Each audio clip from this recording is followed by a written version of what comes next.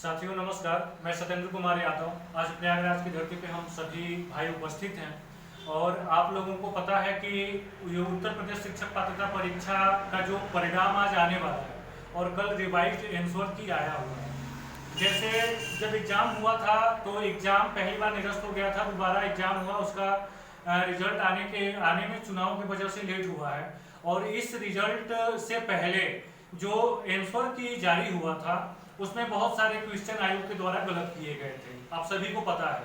और इसमें जब रिवाइज्ड आंसर की आया है, जब आपत्ति डाली गई थी कई सारे प्रश्नों पे, तो उन प्रश्नों पे सुधार करके आयोग ने कल आंसर की रिवाइज्ड आंसर की जारी किया, जिसमें कि 5 नंबर एक साइको, एक संस्कृत और 3 इंग्लिश में डिलीट किए गए, वो कॉमन नंबर इशू किए गए और कुछ 3-4 नंबरों पे सुधार किया गया है। तो सुधार करने के बावजूद उसमें 2-3 प्रश्न ऐसे हैं जिनको सुधार करने के बावजूद भी वो सही नहीं किए गए हैं।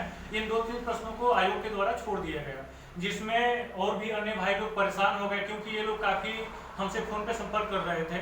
हम बोले ठीक है, आप लोग आगे हमसे मिल लीजिए, तो साथी हमारे साथ लोग आ गए और दिखाइएगा एक बार, चालू रखिए। इसमें आप लोगों को बताता चलूँ, ये भाई ने लाया था, जो प्रश्न दिए गए हैं उन प्रश्नों में आप लोग देखेंगे कि एक 23 नंबर था MPPI वाला, जो कि क्वेश्चन ही गलत था, जिसको साइको से डिलीट किया गया है, जिसपे कॉमन नंबर सभी को मिलेंगे। और ये जो बाकी क्वेश्चन है, एक 24 number psycho set paper set भी है, जिसमें अधिगम हेतु निम्न में क्या सर्वाधिक आवश्यक है, जिसमें सुधार के लिए इसको जो पहले गलती हुई थी आयोग के द्वारा, इसको सुधार कर दिया गया। और शैशव काल का समय भी इसमें भी सुधार किया गया है। और फिर आपका बच्चा 23 नंबर पे सुधार किया गया है और 28 नंबर मानसिक उद्वेलन प्रतिमान का भी इसमें आयोग ने सुधार किया है। तो इसमें कुछ ऐसे प्रश्न हैं जिनको, एक हिंदी में भी प्रश्न था, आंख की किरकिरी होने का, इसमें भी संशय आज भी लगा हुआ है और इस हिंदी में सुधार नहीं किया गया है। और एक प्रश्न जो सुधार नहीं किया गया है वो है EVS का 141 number paper set B 141 number का क्वेश्चन था कि घास भूमि क्षेत्र के परितंत्र के साथ श्रृंखला में सबसे उच्च स्तर का उपभोक्ता होता है, जिसमें सुधार अभी भी आयोग के द्वारा नहीं किया गया है। और एक क्वेश्चन आपका और था, क्वेश्चन नंबर 8 नहीं, क्वेश्चन नंबर 8 है आपका, जो व्यक्तित्व के विभिन्न प्रकार के आधार पर कौन है। तो जो ये जितने दोनों प्रश्न हैं, ये कैनिन और क्रेस्मर, ये व्यक्तित्व के विभिन्न प्रकार के आधार पर कितने प्रश्न हैं, कैनिन है और क्रेस्मर है।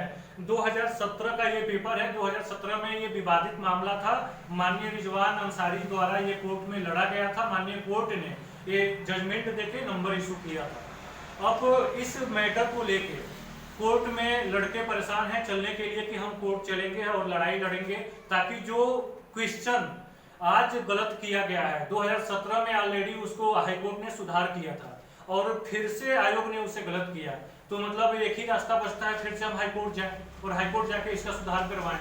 तो इसके लिए देखिए 2-3 प्रश्न ऐसे हैं जिसपे कोर्ट में जाने पे सुधार हो सकता है, सुधार होने की संभावना है। 100% गारंटी ना मैं ले सकता हूँ ना कोई ले सकता है। और लगातार ये भाई संजय भाई हैं, साहिल भाई हैं, और ये सिंपू, क्या नाम है आपका, सिंपू भाई हैं, फिर राकेश भाई हैं, ये लोग, इनका भी 1-2 नंबर से रुका हुआ है, इसलिए ये लोग चाहते थे कि इस मैटर को लड़ा जाए। हमने कहा ठीक है, साथ है मिलके और मिलके लड़ लिया जाएगा। तो देखिए जो भी मैटर है, इस मैटर को लड़ने के लिए हमें इलाहाबाद हाईकोर्ट में केस फाइल करवानी पड़ेगी।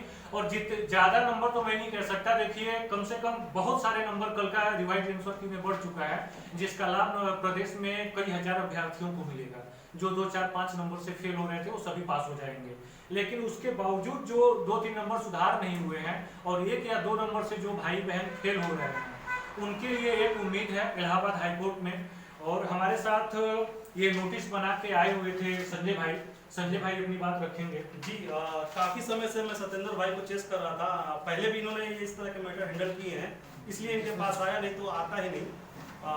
इसीलिए मैंने चाहता हूँ कि ये केस 20 साल का भी जो हमारा आंसर किया है, तो उसमें 1-2 नंबर का हम सभी का रुका हुआ है। हम चाहते हैं कि इस केस को आगे बढ़ाएं, जिससे हमारा आगे का फ्यूचर बन सके। नहीं तो एक केस, एक फिर अगला टेट, फिर अगला टेट, कब तक करेंगे।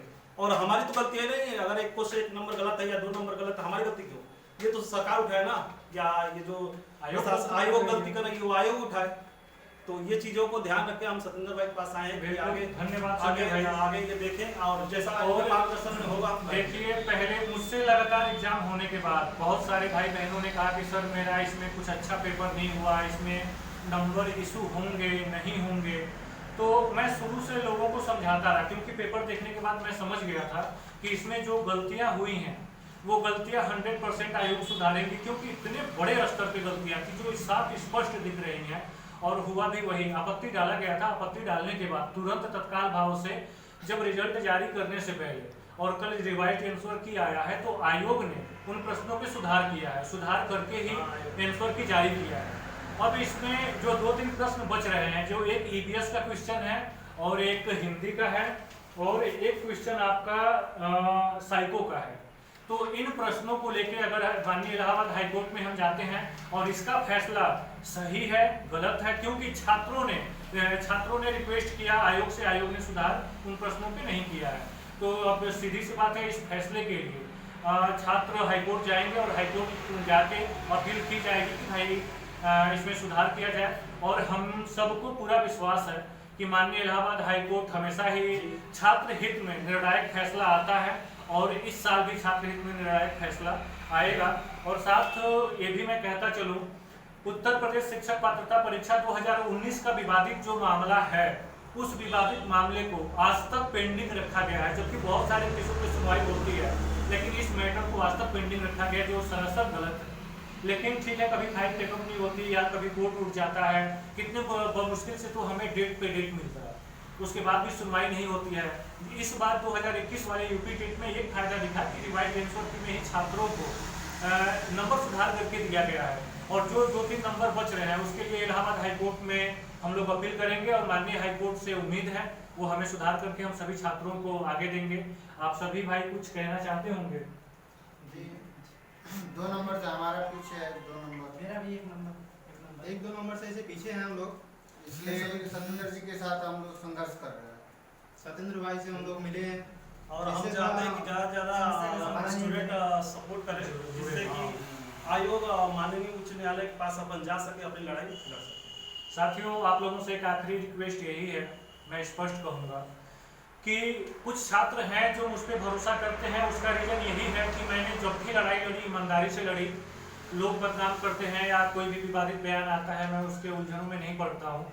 और सबसे स्पष्ट मैं यही कहूँगा कि देखिए, लड़ाई लड़ने के लिए सिर्फ अकेले मेरे ऊपर छोड़ देने से मैं लड़ाई नहीं लड़ पाऊँगा। जब तक छात्रों का एक हुजूम, जैसे भी जो छात्र हैं वो एक साथ जुड़ के और एक ताकत के साथ मिलकर एक लड़ाई को लड़ेंगे, तभी जीत हासिल होगी। और जब आप सबका समर्थन सपोर्ट मिलेगा तभी हम जीत पाएंगे। अगर इस केस में जो भी 1-2 नंबर से भाई बहन रुक रहे हैं, आप सभी लोग एक साथ जुड़कर और इसमें साथ दें। और मैं रिपीट करता चलूँ, अगर आप लोग संपर्क करना चाहते हैं तो मेरे व्हाट्सएप नंबर पर संपर्क करें। मेरा मोबाइल नंबर 87 26 26 53 76। एक बार मैं फिर से रिपीट कर रहा हूँ अपना मोबाइल नंबर 87 26 26 53 76। इस मेरे नंबर पे आप लोग मुझे व्हाट्सएप कर सकते हैं और अपनी प्रॉब्लम बता सकते हैं। जो भी भाई बहन जुड़ना चाहते हैं वो संपर्क करें। धन्यवाद।